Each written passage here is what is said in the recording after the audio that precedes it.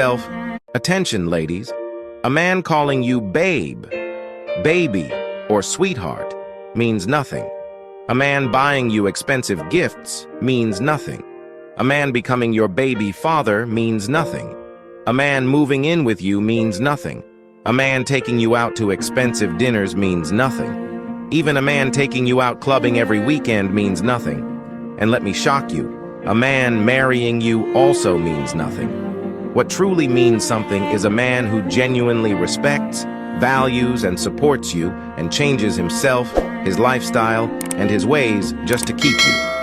That, my dear, is what truly means something.